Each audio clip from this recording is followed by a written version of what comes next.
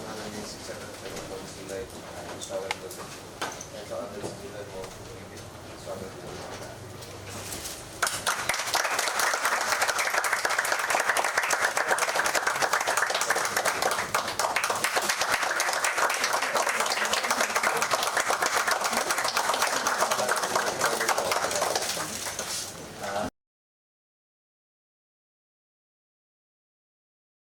सर्वप्रथम त पहिले अस्ति नै पनि हाम्रो महिला कबड्डी टिमलाई बिदाई गर्ने बेलामा मैले उहाँहरूलाई पनि निवेदन गरेको थिएँ।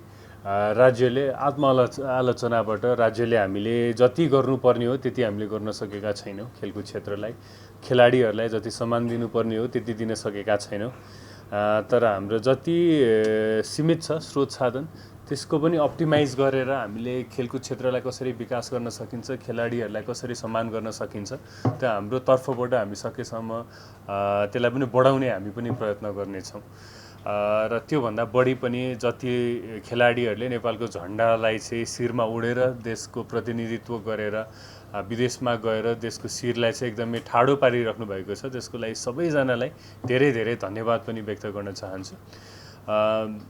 अब खेल हो, जे पनि हुनसक्छ, हामी जित्छौँ नै भने पनि छैन, तर के विश्वास छ भने एकदमै कन्फिडेन्ट आज त्यो जुन एनर्जी छ त्यो रुममा मलाई चाहिँ एकदमै भित्रैबाट हामी योपालि जितेरै आउँछौँ भन्ने चाहिँ एकदम यस्तो कन्फिडेन्स आइरहेको छ क्या मलाई पनि।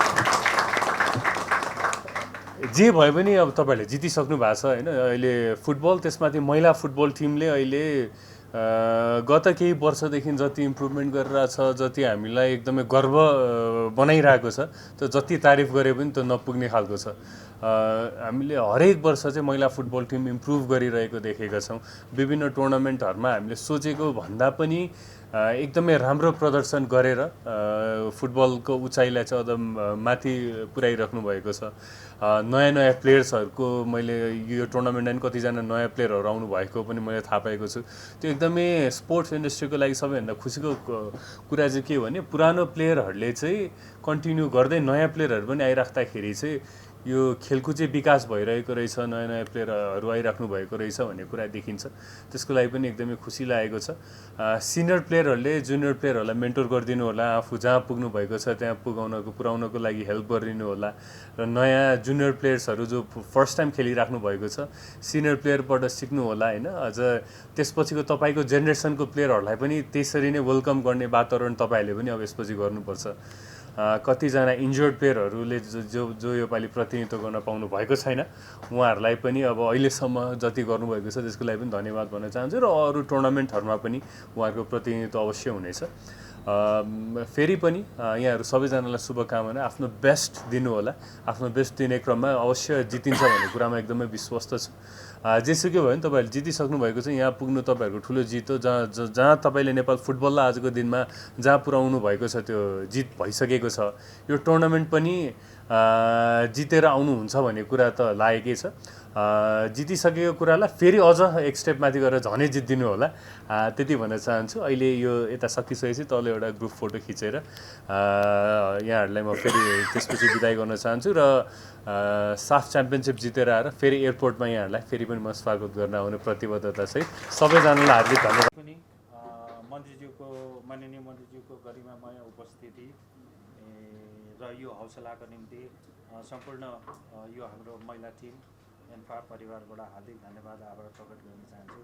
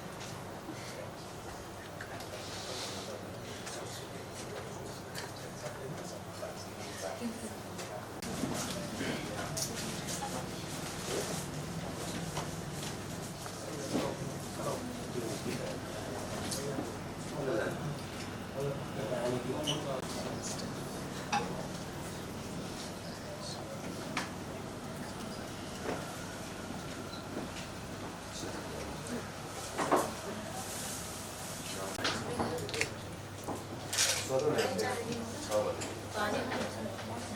के खायो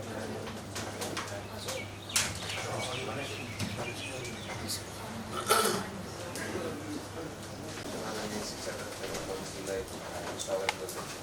यहाँका अध्यक्षज्यूलाई म स्वागत गर्छु।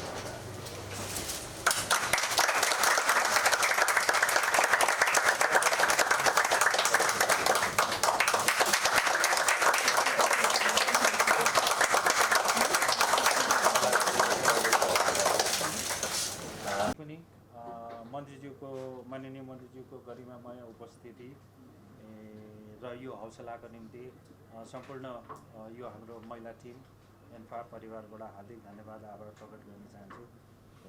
पनि मन्त्रीज्यूको माननीय मन्त्रीज्यूको गरिमामय उपस्थिति र यो हौसलाको निम्ति सम्पूर्ण यो हाम्रो महिला टिम एन्फा परिवारबाट हार्दिक धन्यवाद आभार प्रकट गर्न चाहन्छु।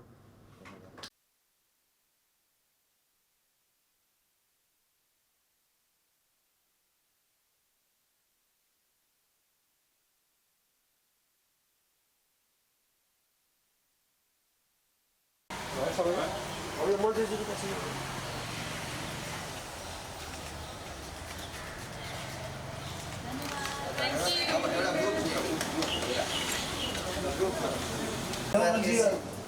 भगवती थापा, श्री प्रकाश वैद्य, टिम म्यानेजर विकास गुरुङ र फिजियो शिला गिरी।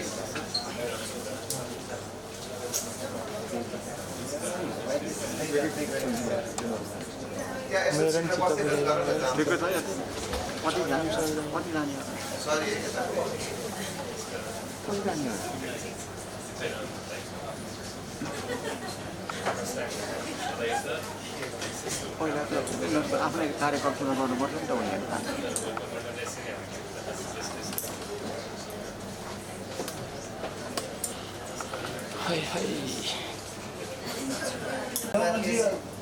भगवती थापा, श्री प्रकाश वैद्य, टिम म्यानेजर विकास गुरुङ र फिजियो शिला गिरी।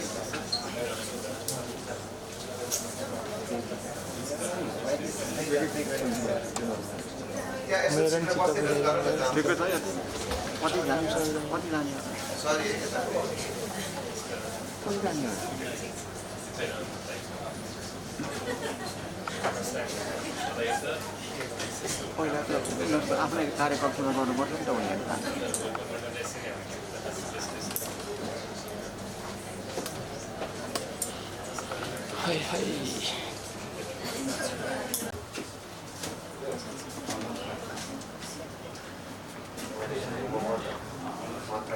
विदाय नगरिकन उनी जानु थाल्छ आफ्नो हलमा विदाय नगरिकन